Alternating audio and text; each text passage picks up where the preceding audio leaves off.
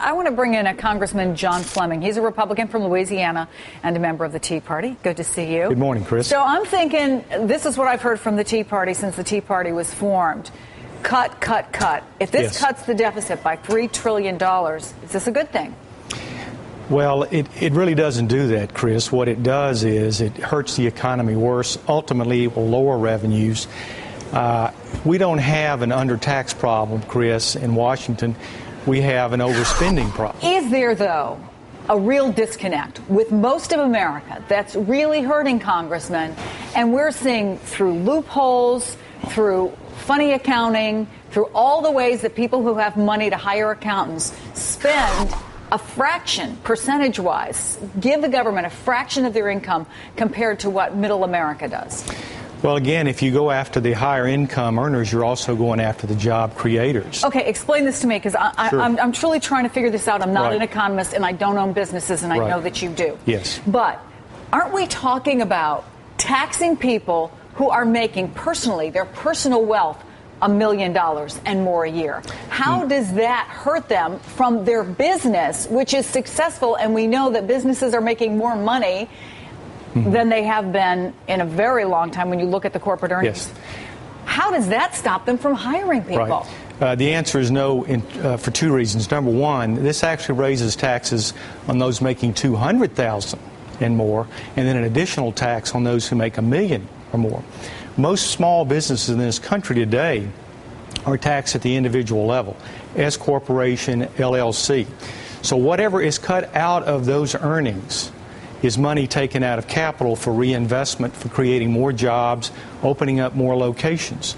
So the more you tap that down, the less jobs that are going to be created. But that is still separate from their own personal income. No, it's all mixed together. Well, you can't use you still have to file a personal income tax. If you're taking a salary from a business you own, those taxes are separate from your personal income. No, that really isn't how it works, Chris. What happens is, in my own case, I own LLCs, the income flows to my personal tax return, and whatever is left over after taxes are paid, I feed my family on the one hand, and on the other hand, I reinvest in my business. Well, with all due respect, Congressman, the Wall Street Journal estimated that your businesses, which I believe are Subway sandwich shops and UPS stores, very successful, brought you last year over $6 million. Yeah, that's before you pay 500 employees, you pay rent, you pay equipment and food.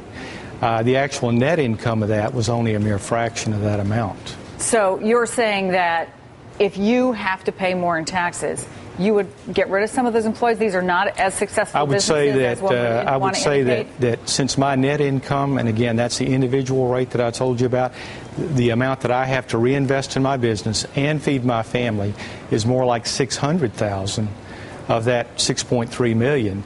And so by the time I feed my family, I have, maybe $400,000 left over to invest in new locations, upgrade my locations, buy more equipment. You do understand, Congressman, that the average person out there who's making $40,000, $50,000, $60,000 a year, when they hear that you only have $400,000 left over, it's not exactly a sympathetic position.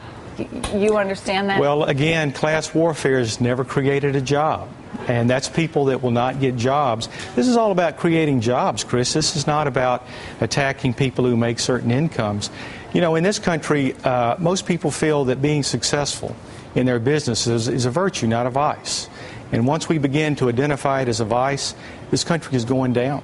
Well, Congressman, it's good of you to come in. Are you open to hearing what the president has to say? Oh, absolutely. All right. Well, we'll talk again, I'm sure. Congressman Fleming, thank you so much. We do appreciate it. Chris. Let me go back to Ezra Klein, and I think that's an important conversation, Ezra, because we are getting a preview now of what the president can expect. Is any of this tax plan or this deficit reduction plan likely to get through? What are we looking at here in terms of Washington politics? Not much of it is likely to get through. I want to say the congressman is right that many small businesses, although not nearly all, get taxed at an individual rate. But when you're talking about deficit reduction, you are talking about taking money from somewhere, always. So one thing that is very difficult to listen to is people saying if you raise taxes, you will not cut the deficit. In point of fact, a lot of the things that we're talking about here are essentially indistinguishable between taxation and spending.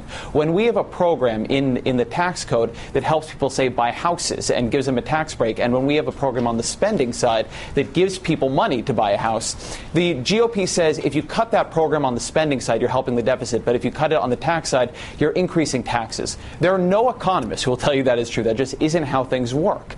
So you do have this sort of funny thing where we get into these very Talmudic conversations about what is tax and what is spending, when in reality what we need to be doing is sitting down and saying, okay, is this way of cutting the deficit better than that one, and is this way of creating jobs better than that one? This move the GOP has made, which is to put everything in the tax code off of the table, you really can't attack the deficit that way. You're tying your hands behind your back before you even begin. All right, Ezra Klein, we will watch as it all develops. Again, we're waiting for the president, who's scheduled to appear in the Rose Garden about 20 minutes from now, and we want to know what you think. Should those earning $1 million or more a year pay higher income taxes than those earning less? And do you think the millionaire tax would help or hurt the economy? Head to tv.msnbc.com to vote. You could also send me a tweet at @JansonCo.